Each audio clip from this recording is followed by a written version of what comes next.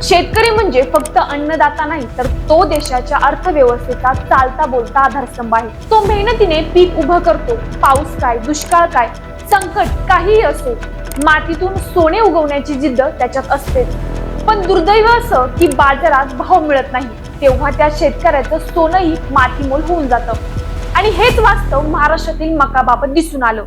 नमस्कार शेतकरी बंधू आणि भगिनींनो, पालवी अॅग्रिको मधून मी मोनिका आपल्या सर्वांचं आजच्या महत्वपूर्ण मका पीक विषयक व्हिडिओमध्ये हार्दिक स्वागत करते।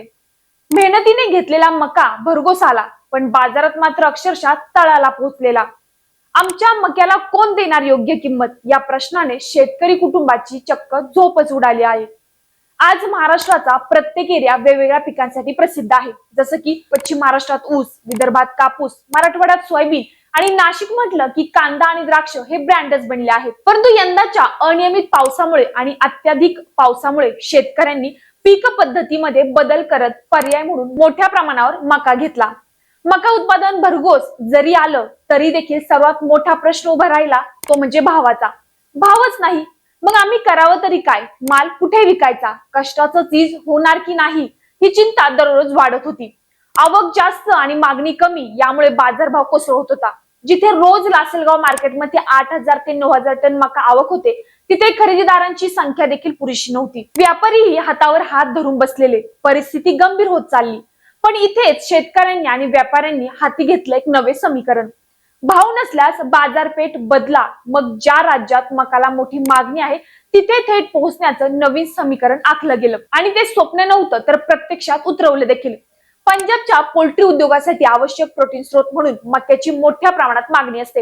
ही संधी ओळखून लासलगाव आणि विंचूर मधील 7 व्यापारी एकत्र आले आणि 2685 टन मका रेल्वे मार्गे पंजाबच्या दारात रवाना करण्यात आला।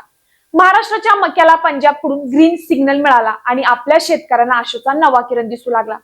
या रेल्वे पाठवणीमुळे सर्वात महत्त्वाचा फायदा म्हणजे वाहतूक खर्चात मोठी बचत, वेळेत बचत, माल सुरक्षित आणि जलद पोहोचतो। सर्वात महत्त्वाचं म्हणजे योग्य बाजारपेठ, योग्य ग्राहक मिळतो। पंजाबमध्ये पोल्ट्री व्यवसाय जोरात आहे आणि मक्याशिवाय त्यांचे उद्योग चालतच नाहीत।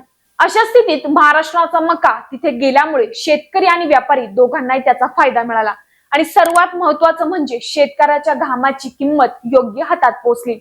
व्यापाऱ्यांनी आश्वासन दिलं आहे की आगामी हंगामात हे प्रमाण अजून वाढेल, अधिक राज्यांशी संपर्क साधला जाईल आणि मक्याला तसेच बाकी पिकांसाठी राष्ट्रीय मार्केट उपलब्ध करून दिले जाईल। आज हा केवळ मका नाही तर शेतकऱ्याच्या आत्मविश्वासाचा रेल्वे प्रवास आहे। स्वतःच्या हक्काच्या भावासाठी शेतकरी आता मर्यादित बाजारात अडकून न राहता देशभरातील ग्राहकांशी थेट जोडला जाईल। हाती घेतलेल्या या समीकरणामुळे शेतकऱ्यांना नक्कीच फायदा होईल असे वाटते। तर शेतकरी बंधूंनो, आपल्याला काय वाटतं? हे समीकरण प्रत्येक जिल्ह्यात आखलं गेलं पाहिजे का? तुमच्या मते अजून कशा प्रकारे फायदा होऊ शकतो? आपले मत आम्हाला कमेंटद्वारे नक्कीच कळवा। व्हिडिओला लाईक करा आणि आपल्या बाकी शेतकऱ्यांना हा व्हिडिओ पाठवायला देखील विसरू नका। सोबतच असेच नवनवीन आणि महत्त्वपूर्ण व्हिडिओ पाहण्यासाठी आपल्या पालवी अॅग्रिको चॅनलला सबस्क्राईब करायला विसरू नका। धन्यवाद।